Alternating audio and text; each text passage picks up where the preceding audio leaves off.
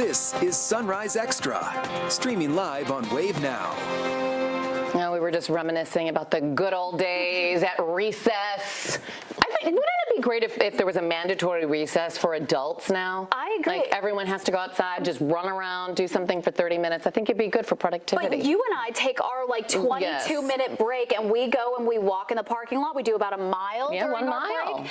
And that we feel good after that. Yes, it wakes us up. I complain about doing it and Tawana has to hear it because Shannon's like, you want to go for a walk today? And I'm like, But then you feel better. You do. And plus you're getting the sunshine. Yeah. It's all good. Yeah, it's all good. And usually when you're all doing that, I'm eating my food and I am reading a book. Time management, though. Absolutely nothing has changed for me since I was a kid. But yeah, for anybody heading outside, whether, maybe you're going for a walk or maybe you're reading a book, we are seeing some gorgeous weather out there. This is the sunrise for Bardstown this morning. So we're seeing some of those mid to upper level clouds overhead. That sun now up over the horizon. A very pretty start to the day. More of these clouds are going to drift in gradually from the south, and notice those showers and thunderstorms that we saw off towards our west. Those are falling apart. Temperatures still in the 60s and low 70s, so a warm, muggy morning. For those of you walking your dogs this morning, initially, yes, you'll be in those 60s and 70s. By the time we reach around 11 a.m., most of us should be well into the 80s at this point, and then we're going to keep on climbing, ending up near 90 degrees for later on this afternoon. If we didn't have the extra clouds, probably more of us would see those low 90s for highs, but we are going to have the extra clouds and those rain chances for the afternoon and evening hours, so keep that in mind as you're planning ahead, because some heavy rain is possible within some of these showers and thunderstorms. I'll let you know how much rain we could see between today and tomorrow in my full forecast. Thank you, Tawana. New on Sunrise, we're days into the new school year, and the focus always on the safety of kids when they're getting to and from school. On JCPS's first day of school, you might remember someone fired a gun near a bus stop as students were waiting for that bus. No one was hurt in that incident, but it was similar to a drive-by shooting at a JCPS bus stop that left one teenager dead and 2 injured in 2021. Since then, a group of volunteers has worked to prevent further incidents. Wave News reporter Kirsten Foote joining us live this morning with how they're continuing those efforts. Good morning, Kirsten. Yeah, good morning, Olivia and Shannon. The group behind this is called Men Against Gun Violence, and with the new school year underway, they're working to spread the word about their efforts. Now, this all began in 2021, like you guys said, when that shooting happened while students were waiting for the bus in the Russell neighborhood. Kamal Wells was actually driving by and saw the aftermath, and that sparked him and a couple dozen others to form Men Against Gun Violence. Since then, he and other volunteers have kept watch on students at bus stops in Park Hill, Shawnee, and Russell neighborhoods. He's there every single morning during the school year, lending an ear, providing support, and deterring gun violence. Being out here first, they're kind of apprehensive. And then as time goes on, they get to know you a little bit, and, so you hear their story, so you know what to expect, what to see. And he's been doing this for 4 years now, and on Monday, he actually made 13 stops at bus stops before school started. And at one of those stops, he even got 2 parents to sign up and become volunteers and to get involved. And if you yourself would like to get involved, you can learn more by going to the Men Against Gun Violence Facebook page. Reporting live, Kirsten Foote, Wave News. Thank you, Kirsten. Some JCPS students are shaken up after a fallen tree branch shattered a windshield of a school bus yesterday. J-Town police say bus 1764 was headed down Watterson Trail when the incident happened yesterday. It had just left Cochran Elementary School. JCPS says about 10 kids were on the bus when the tree branch fell and hit the windshield. The district is praising the bus driver for their quick action in getting the kids off of the bus. JCPS tells us 7 kids had minor injuries, but no one was taken to the hospital. Parents were reunited with their children at the Watterson Trail Church of Christ. New this morning, LMPD is searching for information on a driver involved in a deadly hit and run. Police say it happened about 9:45 last night at the intersection of Chamberlain Lane and Chamberlain Court. Investigators say a driver hit a man who was riding a bike, and then the driver took off. The bicyclist died. His name has not been released. Police did not release a description of the vehicle involved. If you have information, call 574 LMPD.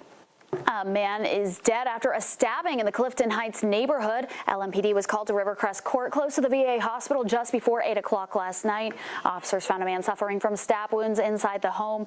LMPD tells us that everyone connected to this case is accounted for, but they haven't said if charges will be filed. The name of the man killed has not been released. A former U of L basketball star charged with DUI will be back in court today for a pretrial conference. Russ Smith is charged with driving under the influence, reckless driving, and lack of registration plates. He was arrested in June when police pulled him over for expired plates and an illegal U-turn in the Highlands. Officers said they could smell alcohol on his breath, and Smith admitted to having 2 bourbons before getting in the car.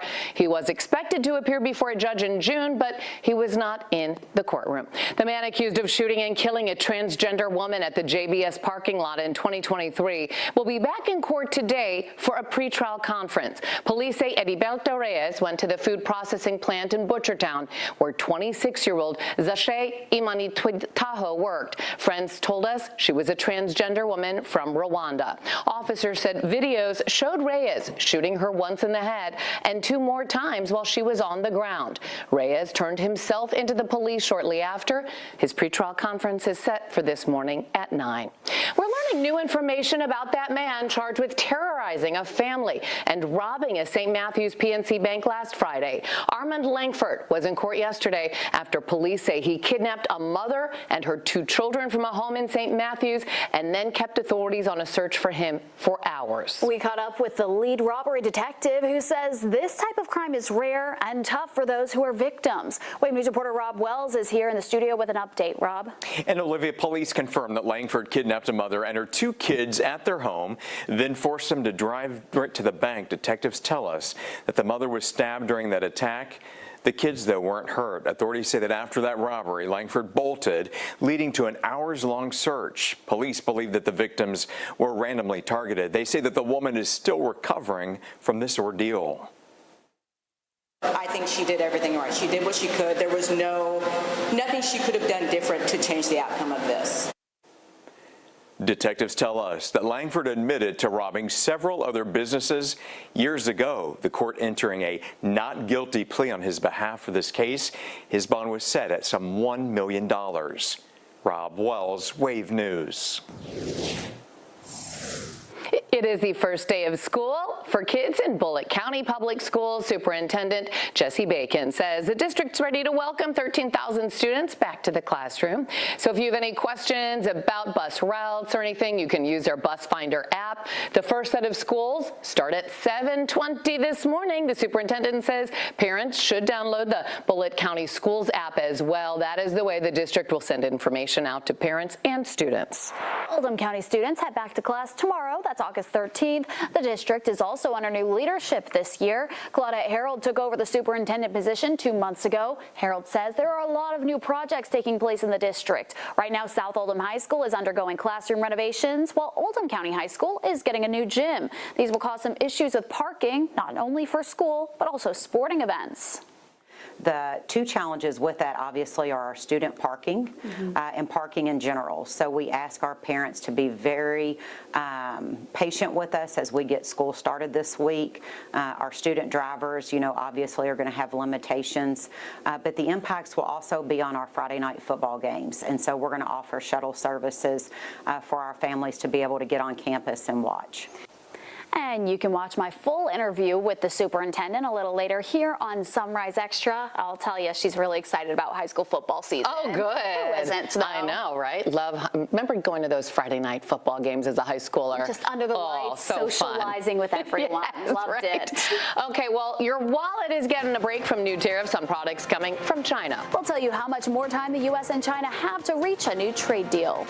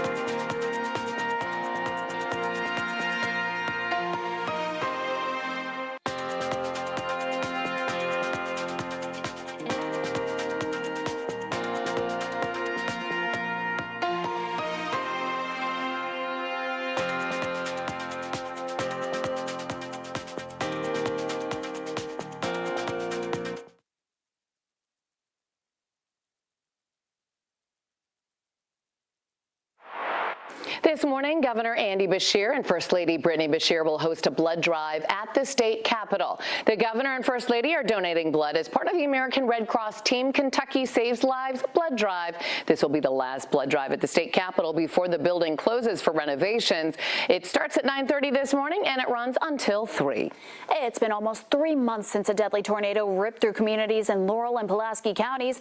Now a Kentucky music artist is giving back to the victims of the tornadoes. Kentucky native and musician Ann Wilson is giving back to her home state. She partnered with 2 organizations for a benefit concert. Kristen Walker is the CEO of the Foundation for Appalachian Kentucky. She says Ann herself reached out to them. We are absolutely so honored by this gift that we have been given in order to give back to our communities that have been hurting so much. A portion of the concert proceeds will go towards the organization's Tornado Relief Fund. And it's crazy. It's only been a few months. It feels like it was so long ago, but that recovery is going to take so much longer. Yeah. Imagine how it feels for them. Exactly. Right? Yeah. Every day to go through that. Every day. Yeah. Yeah, and thankfully we do have some quiet weather in our forecast as we look ahead. We still have to deal with some storms, but in terms of severe weather and widespread severe weather, that is not something that we are looking at this week. We are watching, though, this front off towards our west. It's the same system that dumped all of that rain over parts of Wisconsin. It's going to gradually move towards us, but not quite make its way into our area, though, once we head throughout today and tomorrow. In terms of what the radar looks like right now, we do have some clouds for those of you across portions of Kentucky and even into the western portions of our southern Indiana counties. For those of you in southern Indiana, those clouds that you're seeing coming off of the fading showers and thunderstorms that continue to march off towards the northeast. But at least they're making for pretty sunrises, including in Bardstown, where you have that gorgeous shot to start off the day. 60s and low 70s for your current temperatures. Once we head into the afternoon, we'll see those highs back into the upper 80s and low 90s. With that humidity across the region, we're going to feel more like the mid 90s for later on today in most spots. So keep that in mind, especially if you have to work outside. Here's your futurecast. We'll see that mix of sun and clouds through the morning and into the afternoon. This is what's going to help with the warming process along with the southerly wind. We'll also keep an eye on some scattered showers and thunderstorms coming our way for this afternoon. These can produce some very heavy rain, some gusty winds. We'll see that rain chance going up after lunch. We'll keep those rounds of storms through the afternoon and evening, and even into the overnight hours. We'll still watch for additional rounds of those scattered showers and thunderstorms as that cold front kind of sinks further into our region. So for tomorrow, yes, some of these storms still around, locally heavy rainfall possible with them for the early morning hours.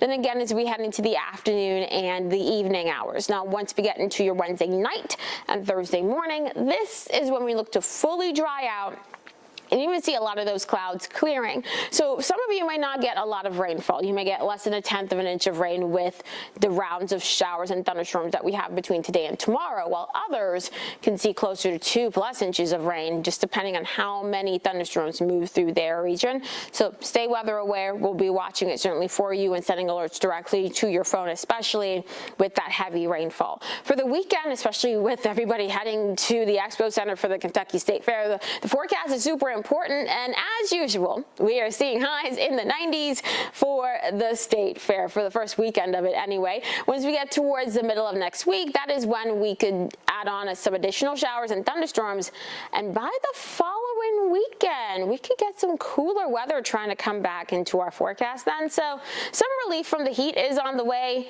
We just have to be extra patient. Extra patient. All right. Thanks, Tawana. A federal judge is denying the Trump administration's request to unseal grand jury materials from the Ghislaine Maxwell sex trafficking case. The Justice Department has sought to release grand jury transcripts and exhibits from the cases involving Maxwell's associate, Jeffrey Epstein. The judge released a scathing opinion that said unsealing the materials in Maxwell's case is not a matter of public interest or historical interest. They also said the material is already public and has been after being presented during Maxwell's trial in 2021. Maxwell is serving a 20-year federal prison sentence for helping Epstein groom and sexually abuse underage girls. Epstein died in prison in 2019 while awaiting trial on sex trafficking charges. A White House official says the U.S. and China have agreed to pause tariff hikes on each other's goods for another 90 days. The news comes ahead of a deadline when tariffs on Chinese goods were set to rise from 30% to 64%. It is not clear what rates China would have charged on American goods, which are currently subject to a minimum of 10% tariffs. President Donald Trump has nominated a new Bureau of Labor Statistics commissioner. He chose E.J. Antoni to lead the agency that collects and publishes data about jobs and inflation. Antoni is currently the chief economist at a conservative think tank, the Heritage Foundation. The commissioner's seat was open because President Trump fired Erica McIntyre earlier this month following a lower than expected jobs report. Happening today, the new superintendent of JCPS wants to hear what changes you want to see in the district. Superintendent Dr. Brian Yearwood is hosting his Community Conversation series tonight. That starts at 5:30 at Valley High School. JCPS is making a larger investment into supporting the education of multilingual students. The district had about 21,000 multilingual students at the end of last year. The district is allocating $3.8 million of its yearly budget to help improve the education for these JCPS students. Schools can use the money for things like additional staff or more devices for language support. The principal at Jacob Elementary says her school has used the money for staffing purposes. Experts say it is important for districts and schools to do what they can to meet the needs of every student. When you're thinking about the dual role that our multilingual learners are expected to take on, then of course additional resources and supports are necessary. The principal says the school only had about 5 multilingual learners 7 years ago. Now they make up 40% of the school's population. Well, happening today, actually, some schools are getting an extra boost thanks to a donation of laptops from AT&T and Human IT. 75 students who are part of the Evolve 502 scholarship program received the laptops. Evolve 502 leaders say the donation will remove barriers and help provide a higher quality of living for those who may not be able to do schoolwork at home because they don't have a home computer. Evolve 502 is all about removing barriers to education. And it's much more than just providing the tuition support, which we do provide, and that is what keeps most young people from pursuing a post-secondary education.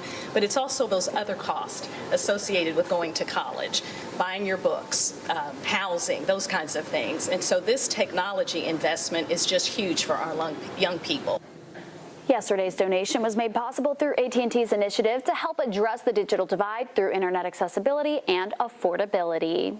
Still ahead, Ford's making a new $2 billion investment in Louisville. We'll tell you what it means for jobs at the Louisville Assembly Plant and the future of the automaker's electric car lineup.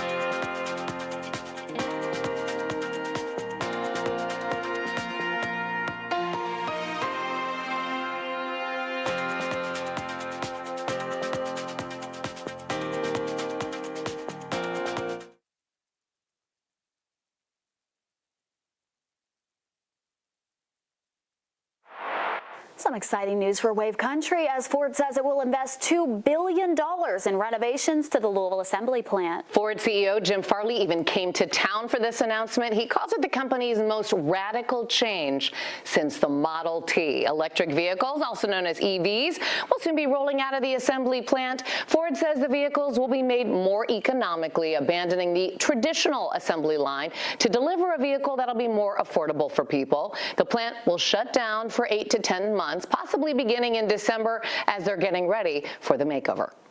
The only way to compete with them is innovation. You're not going to beat them. You got to get close on cost, but then you have to apply the innovation. That's what we've done. That's our bet.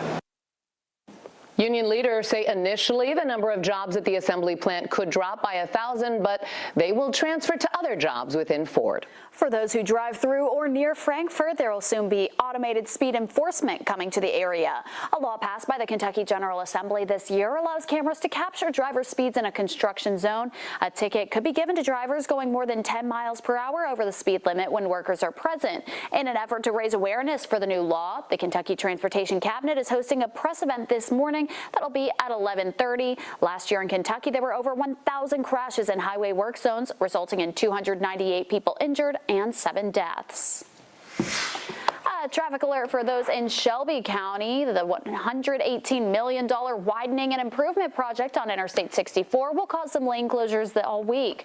Starting today, alternating lane closures will occur on I-64 West near the Shelbyville exit. That will start at 7 o'clock tonight until 1 o'clock tomorrow morning. I-64 westbound will also be down to 1 lane from the Simpsonville exit to the Shelbyville exit overnight on Thursday and Friday. For a full list, you can go to transportation.ky.com. Major upgrades at the KFC Yum Center could lead to some road closures that will impact people traveling downtown. The Louisville Arena Authority is investing more than $13 million into the center, starting with improvements to the roof. The 250,000 square foot roof will be fully replaced and expected to be completed in December. This will not impact any U of L games or concerts, but there will be some road closures during this time. The renovations are part of an improvement project to celebrate the arena's 15th year in operation this October. Hard to believe it's already 15 years. Right. But hey, looking forward to basketball season. A good thing they're getting that new roof. Yes, absolutely. We'll be right back after this break.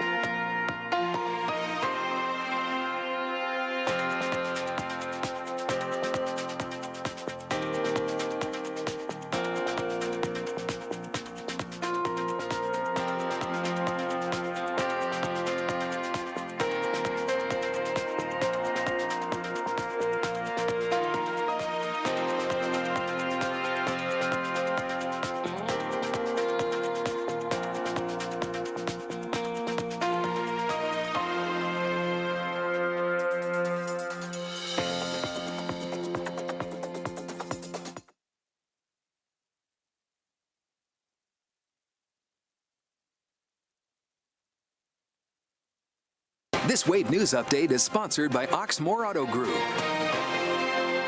Good Tuesday morning. I'm Shannon Kogan. It is the first day back to school for Bullitt County Public School students. Superintendent Jesse Bacon says the district is ready to welcome 13,000 students back to the classroom this morning. If you have any questions about your child's bus, you can go to the district's Bus Finder app to find information. And Superintendent Bacon also says parents should download the Bullitt County Schools app because that's the official way the district will send information to students and parents. All right, how's it looking on this first day of school, Tawana? It is looking pretty good for those Bullitt County kiddos. Right now we're looking into Nelson County where we're seeing the gorgeous sunshine and a few of those clouds overhead. Temperatures right now in the 60s and the low 70s. So temperature-wise, we're off to a pretty good start too. Once we head into this afternoon, this is when we are going to see those highs back to near 90 with that humidity around. Could feel like the low to mid 90s in many spots. As we continue into the afternoon hours, we'll also watch for some more of those showers and thunderstorms coming our way. Some locally heavy rainfall, some gusty winds will be concerns with some of these storms, especially with the heat and that tropical moisture in our region. As we look ahead to the next 10 days, what we'll have going on, a little bit more of those showers and thunderstorms expected tomorrow, drying out once we head into the weekend. And as we dry out, we'll watch those temperatures gradually warming up, eventually ending up in the mid 90s for your Saturday and Sunday. And then we do see a pretty decent cool down for the end of next week. That will come after some rain chances by next Wednesday. Rob? And Tawana, taking a look out there, it is hot and dry, but that makes for great construction work weather. A lot of folks out there going into school and work today. Give yourself a lot of extra time. We're talking about I-64 near 264, east and westbound ramps there. A lot of construction. Take it easy and have a great day.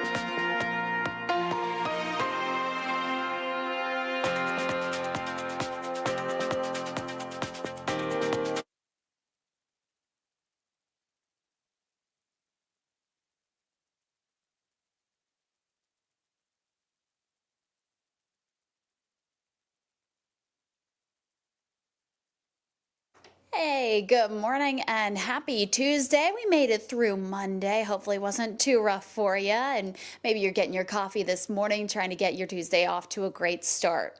Well, it's been 2 years since Metro ABC implemented its zero tolerance noise policy. City leaders are now hoping to update that rule because it's been more than 2 decades since it's been updated. A sound study happened at Big Bar on Bardstown Road last night to figure out if the Highlands was considered too loud. Wave News reporter Logan Perrone explains how the community played a part. Live and loud music. It's a hymn of the Highlands. The hot topic for businesses like Big Bar on Bardstown Road. That's where Councilman Ben Reno Weber and community members took a close listen. Part of the magic of the Highlands is that we've got this really close intersection of a vibrant restaurant and music scene and the neighbors. People from across District 8 played instruments and music as loud as they could to see how sound carries and impacts people living nearby. Using notes to take notes, Reno Weber says the goal is to string together better rules to curb noise complaints. This is just a fun way for us to bring people together and illustrate that. And then based on this and probably a couple more that we'll do, we'll then be in consultation with ABC and with the neighbors and with the Hospitality Association, and we'll be crafting an ordinance from that. Louisville's noise ordinance has been on the books for more than 2 decades, banning any manufactured noise plainly audible at 50 feet away. Metro Alcohol Beverage Control implemented its existing zero tolerance policy back in August of 2023. Can you see? Reno Weber believes these conversations have already led to improvements and that more collaboration between businesses and the city will help them compose a better ordinance. The number of complaints that we've gotten has gone down drastically. I think that dialogue just matters. And he says there has only been one noise ordinance citation given this year in the Highlands. We reached out to Metro ABC to ask how many citations have been issued across Jefferson County, but we have not heard back for that answer yet. A Southern Indiana man accused of murdering his wife, then staging the scene to make it look like a suicide, will not be released from jail. Stephen Gower is charged with murder. He's being held in the Clark County Jail with no bond. Earlier this month, Charlestown police responded to a call that Gower placed where he told dispatchers his wife, Christina, had committed suicide. Police say Gower told officers to take him to jail after they arrived. An autopsy also revealed the gunshot to Gower's wife was more than 3 feet away, meaning she couldn't have taken her own life. Gower pleaded not guilty in court. He's due back in court on September 16th. Floyd County health leaders have found another group of mosquitoes positive for West Nile virus. The positive mosquito sample was collected the week of July 20th. No human cases of the virus have been discovered in Floyd County, though, so that's at least some good news there. Health leaders say you should avoid mosquito bites and stop the spread of the virus if you can. Make sure you have plenty of bug spray. I actually just had some ordered yesterday. August is National Immunization Awareness Month, and with most kids going back to school, now is a good time to get those vaccines that they need. Dr. Kimberly Giuliano with Cleveland Clinic says the CDC has created a vaccine schedule to determine what vaccines a child needs and when. She notes that all of the vaccines recommended by the CDC have been around for years and have proven to be effective. Side effects are generally mild and complications are rare.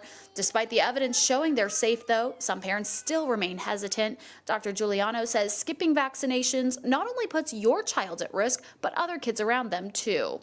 There are some children who unfortunately are not able to get vaccines because of a medical condition, because of medications that they're taking. And for all babies at certain ages, they're too young for certain vaccines. So when all of us get our immunizations, we're helping to protect those more vulnerable children that don't have the ability to get the vaccine themselves. She says the longer your child remains unvaccinated, the higher their risk of potentially getting sick. Oh, there's a new trailer in Lexington that's helping out with lung cancer treatment. That trailer has been designed to show off advancement in surgical technology. It will have robots with cameras that allow doctors to biopsy lung nodules and remove tumors in one session. It will provide new lung cancer care as patients usually have to wait weeks or even months between a diagnosis and surgery. The emphasis is on early detection and screening for smokers. And what our goal is to try and make that experience not only better for patients, but to cure them of their cancer. If you're between the ages of 50 and 80 and you have smoked a pack a day for 20 years and you can have quit, but less than 15 years, if you're still a current smoker, the first step is to get screened. The Markey Cancer Center began the combined procedure just this year. This morning, the search continues for a missing Kentucky 10-year-old in Breathitt County. Police say Jaden Spicer's family last saw him when he went to bed Tuesday night, and on Wednesday morning, He was gone. Kentucky State Police have been leading the search over the past week, combing the area for any sign of Jaden. Now, Kentucky State Senator Brandon Smith, who represents the area, has joined the search efforts. Smith says he's searched through rundown and abandoned homes and even dump sites off the beaten path. I do think people need to see that so that they don't go back to those sites. I've already been through those garbage piles. I've flipped that stuff over. I've gone in those cellars and those empty houses. Jaden was last seen wearing Sonic the Hedgehog pajamas. He's about 5 feet tall. Father Jim Sitchko is offering a $1,500 reward for anyone who helps with his return. There's also a GoFundMe that Jaden's aunt started, raising money to add to that cash reward. Over $2,200 have been raised on there. Anyone who sees Jaden or has any information is asked to contact authorities. President Donald Trump says he has 2 goals when he meets with Russian President Vladimir Putin later this week. The president says he wants to quickly establish a ceasefire between Russia and Ukraine. Trump and Putin will meet in Alaska on Friday. President Trump says he also wants Russia to make some territorial concessions. We're going to change the lines, the battle lines. Russia's occupied a big portion of Ukraine.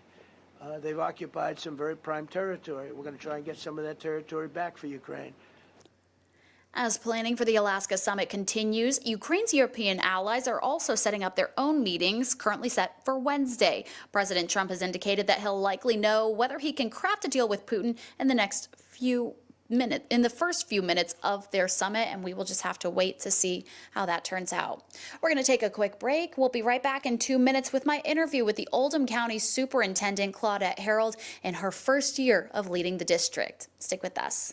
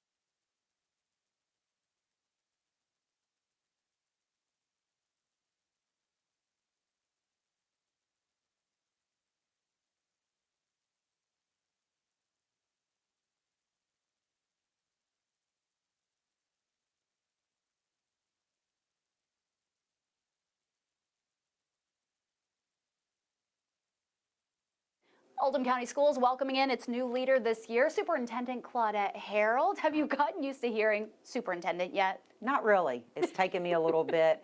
It takes me back, but excited about that role coming onto my name. So what can families expect out of you and your style as superintendent? Very much. I'm going to be in their kids' schools. And so one of the things that I've been talking to staff about so far is just being visible.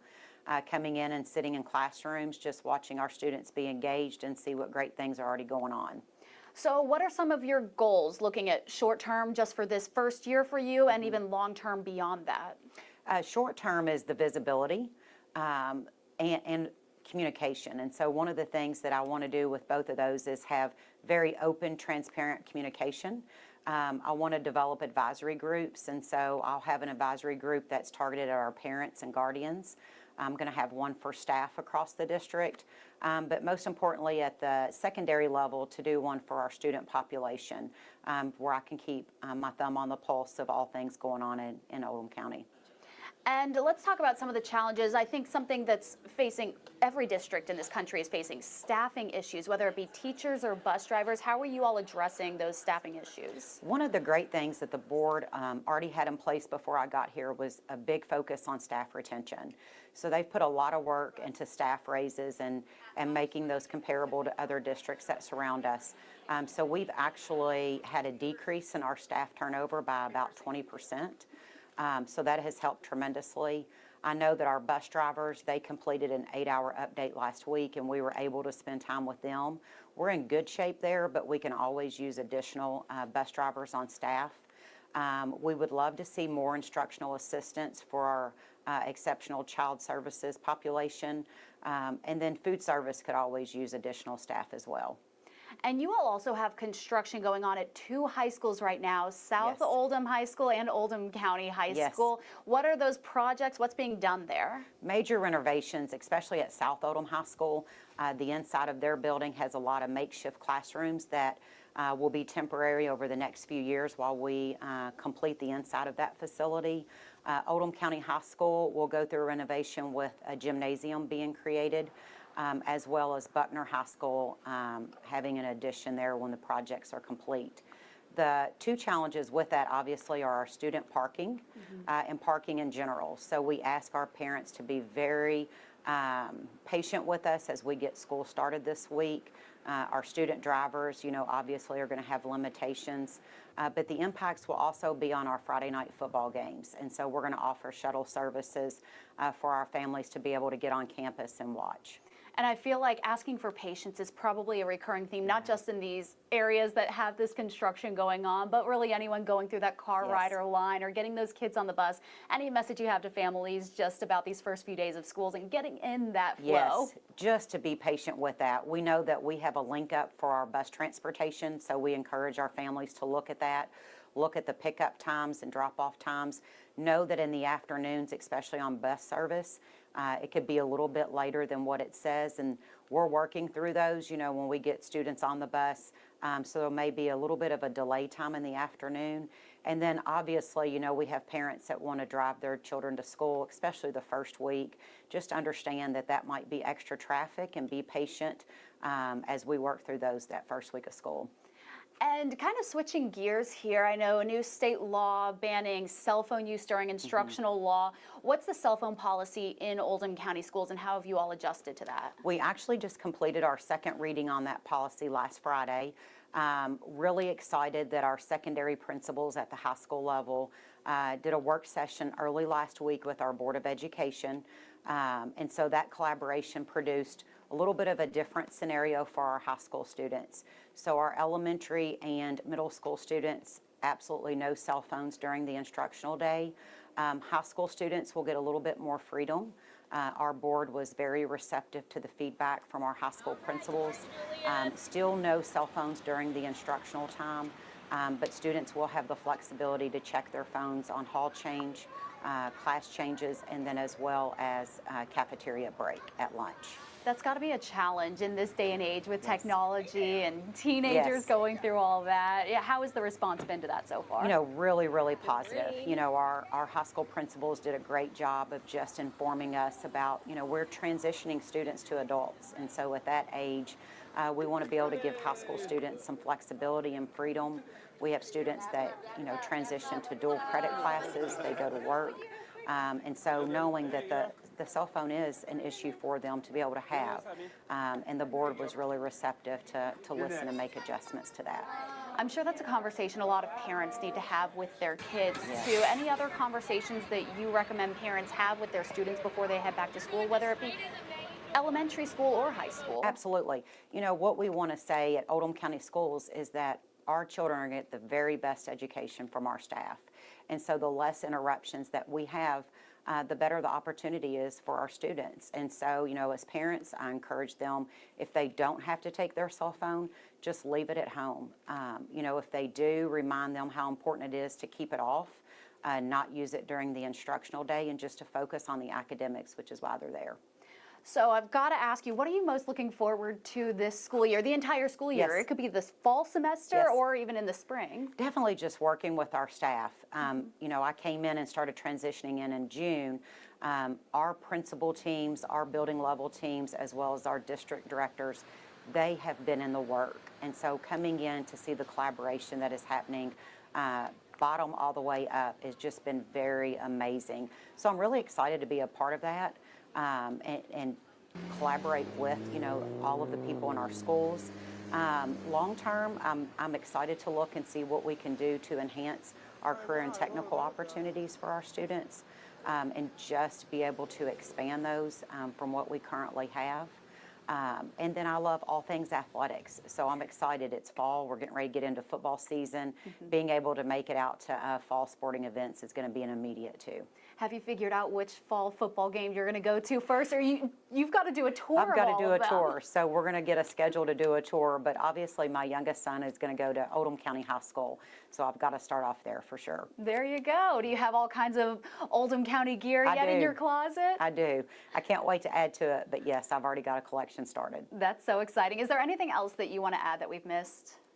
No, just I'm so excited for the start of the school year. This is a great community. Everyone in this community is so involved in our school community, and so just excited to be a part of that. Well, thank you so much. Congratulations on the new role, and good luck in the new school year. Thank you very much. Superintendent Claudette Harold. We'll be right back.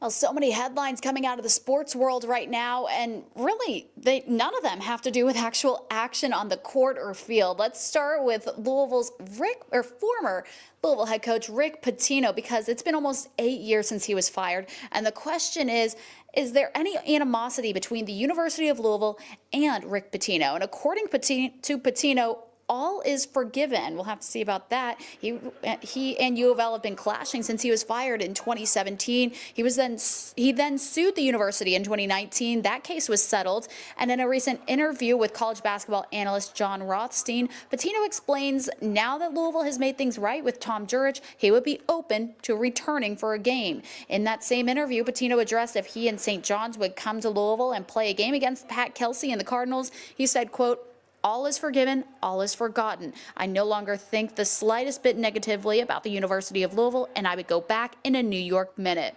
Current U of L head coach Pat Kelsey talked with Rothstein last week and loved the idea of bringing Pitino back to the Ville. you say something like, hey, he's welcome. Coach Kelsey says he's welcome back anytime. I don't have to welcome the great Rick Pitino back. This is his town, right? I mean, he can come back anytime he wants, and we would love to have him back.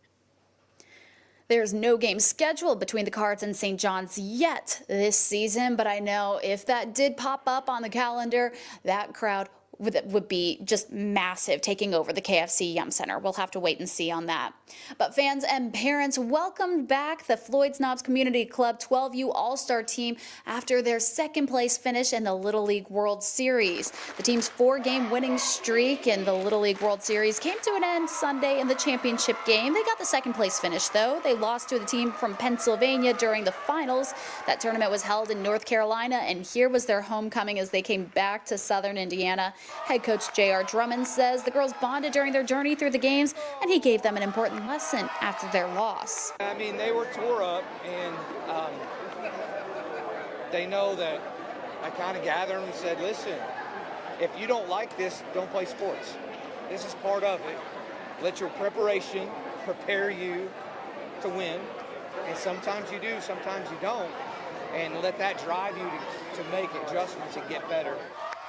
Such an important lesson for young athletes there, and they are all incredible on the diamond. Floyd's Knob finished runner-up, and that's actually the best finish for the Little League World Series for any Indiana team ever, so a lot to be proud of, that's for sure. And new this morning, Swifties have been going crazy about it because Taylor Swift has announced that she has a brand new album coming out. It'll be called The Life of a Showgirl. Swift released the news as part of a sneak peek for her upcoming appearance on the New Heights podcast. It's hosted by her boyfriend, Travis Kelce, and his brother, Jason. You've probably heard of them. Well, she's expected to appear on the podcast tomorrow alongside Travis. She hasn't released any other information about the album just yet, but we know those Swifties are going to be paying close attention to it, and I guarantee that podcast is going to get a lot of listeners and even viewers as they watch the digital stream of it. Well, that's all the time we have here for Wave Sunrise Extra. Thank you so much for joining us. I hope you have a great Tuesday.